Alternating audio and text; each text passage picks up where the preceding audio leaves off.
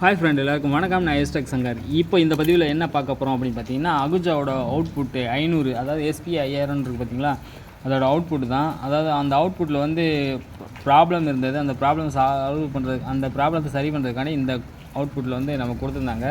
ஒரு நண்பர் கொடுத்துருந்தாரு. அந்த அவுட்புட்டை வந்து நம்ம பிரித்து வேலை பார்த்துருக்கோம்.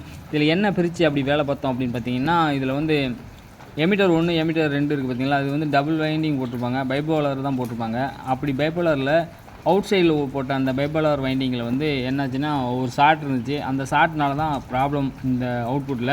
மற்றபடி உள்ளே எதுவுமே பிரச்சனை இல்லை. அதனால் செக் பண்ணியாச்சு, கிளியராகவே இருக்குது.